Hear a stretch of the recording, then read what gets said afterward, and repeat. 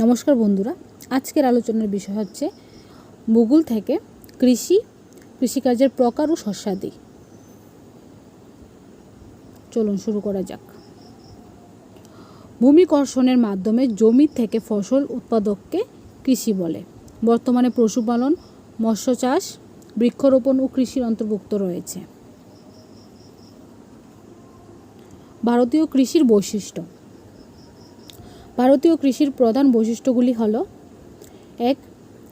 কৃষি জলবায়ু বিশেষ করে মৌসুমী বায়ুর উপর নির্ভরশীল। কৃষি জীবিকা সত্তাভিত্তিক প্রকৃতি। জমির উপর জনসংখ্যার চাপ খুব বেশি।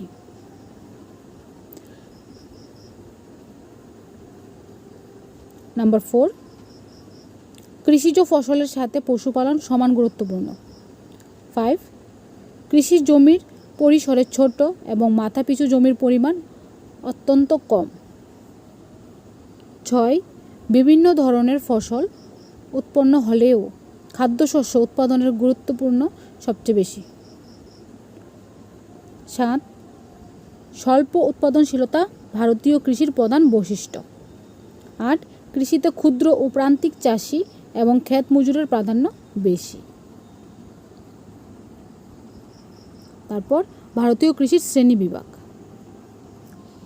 ভারতীয় কৃষিজ ফসলকে তাদের প্রকৃতি, ব্যবহার, উৎপাদনের সময়, উৎপাদনের পদ্ধতি বিভিন্ন অনুসারে বিভিন্ন ভাগে ভাগ করা যায়। কৃষিজ ফসলকে 4টি ভাগে ভাগ করা যায়। কি কি দেখে নিই। খাদ্যশস্য, উদাহরণ গম, ভুট্টা, মিলেট প্রভৃতি। বাণিজ্যিক ফসল, উদাহরণ কার্পাস, পাট, শন, মেস্তা, তামাক, তৈলবীজ প্রভৃতি। বাগিচা ফসল, চা, কফি, রবার, বিভিন্ন মশলা প্রভৃতি। হর্টিকালচার, উদাহরণ বিভিন্ন সবজি, ফল, যেমন আপেল, আম, কলা প্রভৃতি। উৎপাদনের মরশুম অনুযায়ী ভারতীয় ফসলকে প্রধানত 3 ভাগে ভাগ করা হয়। প্রথম, খারিফ শস্য, রবি শস্য, জায়িদ শস্য। খারিফ শস্যটা কি আমরা দেখে নিই। মৌসুমী বায়ুর আগমনের সঙ্গে সম্পর্ক রেখে ভারতে যে কৃষি ফসল চাষ শুরু করা হয় তাকে খারিফ শস্য বলে। সাধারণত জুন জুলাই মাসে এর বীজ বপন করা হয় এবং বর্ষাকালের শেষে নভেম্বর ডিসেম্বরে ফসল তোলা হয়। এই কৃষি মৌসুমী বায়ুর উপর নির্ভর করে উৎপাদন প্রায় ব্যাহত হয়। আমন ধান, ভুট্টা, বাজরা, বাদাম, কার্পাস, আখ, ডাল প্রভৃতি খারিফ শস্যের উদাহরণ।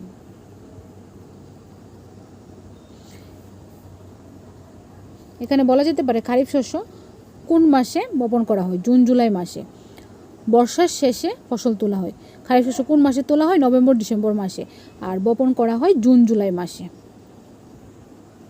খারিফ শস্যের মধ্যে কি কি আছে? উদাহরণ হিসেবে ধান, আমন ধান, ভুট্টা, বাজরা, বাদাম, কার্পাস, ডাল প্রভৃতি। রবি শস্য, মৌসুমী বায়ুর প্রত্যাগমনের সঙ্গে সম্পর্ক রেখে ভারতে যে কৃষি ফসল চাষ শুরু করা হয় এবং শীতের শেষে ফেব্রুয়ারি মার্চ মাসে ফসল তোলা হয় তাকে রবি শস্য বলে। এই ফসল সম্পূর্ণ জলসেচ নির্ভর। এটি স্বাভাবিক কারণে জলসেবিত অঞ্চলের পরিমাণ, সময়ে সেচের জল পাওয়া প্রভৃতি ব্যবস্থার উপর রবি শস্যের ফসল সাফল্য নির্ভর করে। গম, বোরো ধান, ছোলা, জোয়ার, বিভিন্ন শাকসবজি, তৈলবীজ ইত্যাদি হলো রবি শস্য। এটার মধ্যে বলা যেতে পারে রবি শস্য শুরু হয় মৌসুমী বায়ুর প্রত্যাগমনের সঙ্গে আর শেষ হয় শীতের শেষে ফেব্রুয়ারি মার্চ মাসে। এটি সম্পূর্ণ জলসেচ নির্ভর রবি শস্য। আর খারিফ শস্য আপনার বৃষ্টির উপর নির্ভর করে। মৌসুমী বায়ুর আগমনের সঙ্গে সঙ্গেই খারিফ শস্য চাষ শুরু করা হয়।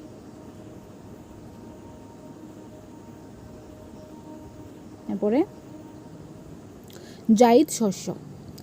ভারতে গ্রীষ্মকালে যে সকল ফসল উৎপন্ন হয় তাদের জায়িদ শস্য বলে। আউশ ধান, বাদাম হলো গ্রীষ্মকালীন ফসল বা জায়িদ শস্য। জায়িদ শস্য উৎপন্ন করা হয় গ্রীষ্মকালে। আর উদাহরণ হিসেবে কি কি আছে? আউশ ধান, বাদাম ইত্যাদি গ্রীষ্মকালীন ফসল বা জায়িদ শস্য। গ্রীষ্মকালীন ফসলকেই জায়িদ শস্য বলা হয়। বাগিচা কৃষি। ক্রান্তীয় ও উপক্রান্তীয় অঞ্চলে শীত রপ্তানি নির্ভর যে বাণিজ্যিক কৃষি ব্যবস্থা গড়ে উঠেছে তাকে বাগিচা কৃষি বলে।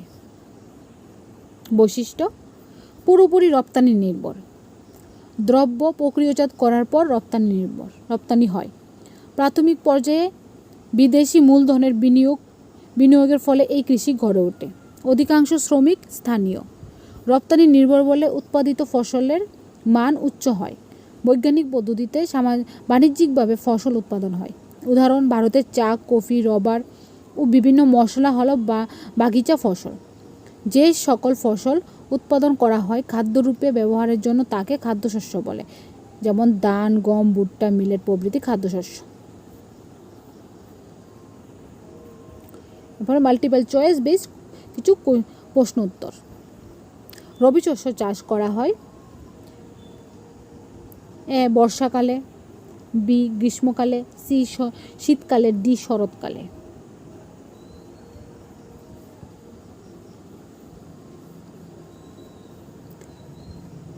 রবি শস্য চাষ করা হয়, সঠিক আনসার অপশন নাম্বার সি, শীতকালে। Question number 2। খারিফ শস্য হলো এ সরষে, বি গম, সি পাট, ডি ধান।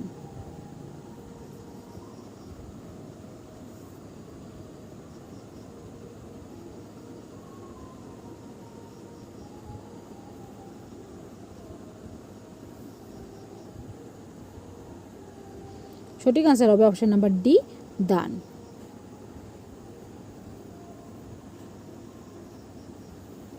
Question number 3। কোনটি শস্য উৎপাদনের পদ্ধতি নয়? এ বীজ বপন, বি হিউমাস, সি আগাছা দমন, ডি কীটনাশক।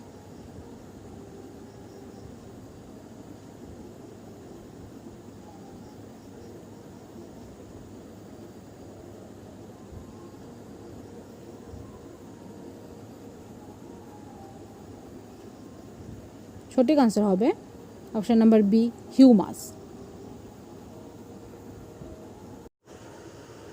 Question number 4। কৃষকের বন্ধু হলো, তো সবাই জানেন আশা করি, গরু, কেঁচু, মোষ, লাঙ্গল। সঠিক আনসার হবে অপশন নাম্বার বি, কেঁচু। কৃষকের বন্ধু হলো কেঁচু। Question number 5। জমিকে কর্ষণ করলে মাটিতে এ বায়ু চলাচল বৃদ্ধি পায়, বি জমির জল ধারণ ক্ষমতা বৃদ্ধি পায়, সি উভয় বৃদ্ধি পায়, ডি বায়ু চলাচল করে।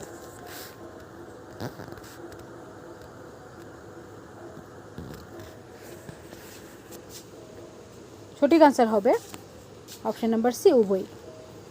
জমিকে কর্ষণ করলে মাটিতে বায়ুর চলাচল বৃদ্ধি পায় প্লাস জমির জল ধারণ ক্ষমতা বৃদ্ধি পায়।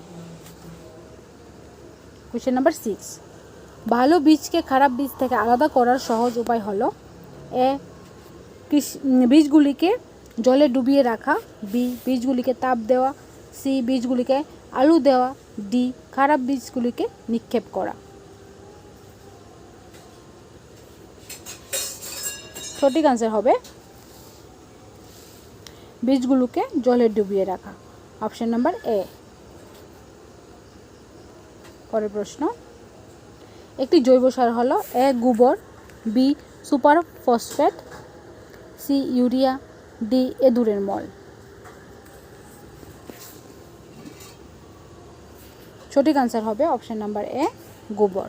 একটি জৈব সার হলো গোবর।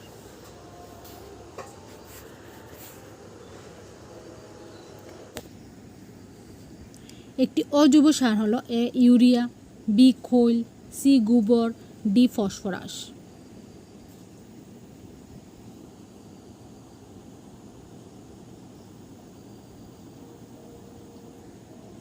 সঠিক আনসার হবে একটি অজৈব সার হলো option number A urea. Humus একটি এ পচনশীল জৈব পদার্থ, বি রাসায়নিক পদার্থ, সি কীটনাশক, ডি অপচনশীল জৈব পদার্থ।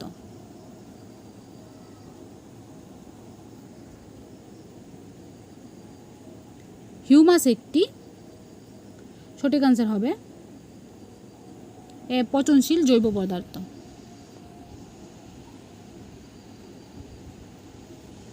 পরের প্রশ্ন, কোশ্চেন নাম্বার 10। মাটিতে নাইট্রোজেন বন্ধনকারী জীবাণু হলো এ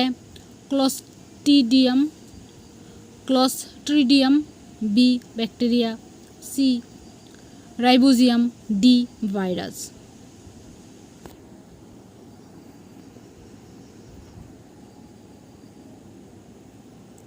মাটিতে নাইট্রোজেন বন্ধনকারী জীবাণু হলো অপশন নাম্বার সি রাইবোজিয়াম।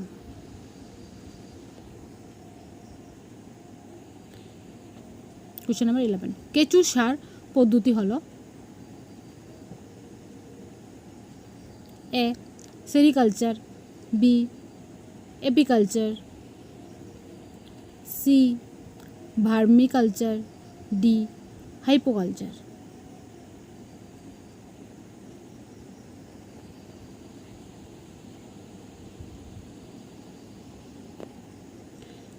কেঁচু সার পদ্ধতি হলো অপশন নাম্বার সি ভার্মিকালচার।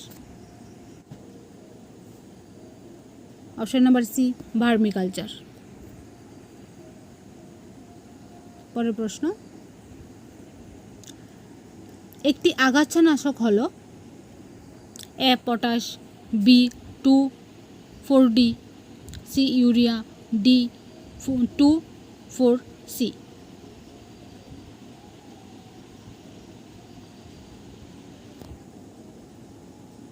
একটি আগাছানাশক হলো option number B 2,4-D। Kharif ফসল তোলা হয় বর্ষার শুরুতে, বর্ষার শেষে, শরতের শেষে, শীতের শুরুতে।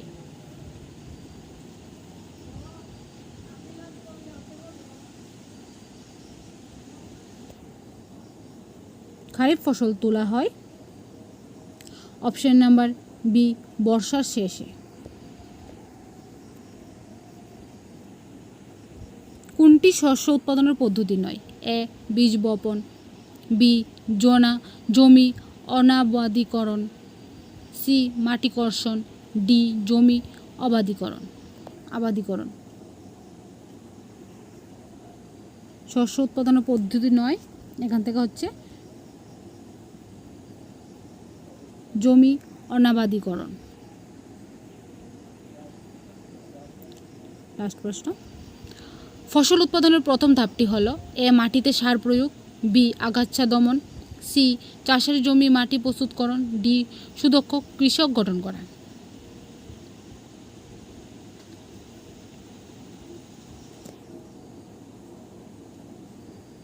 ফসল উৎপাদনের প্রথম ধাপটি হলো অপশন নাম্বার সি চাষের জমির মাটি প্রস্তুতকরণ।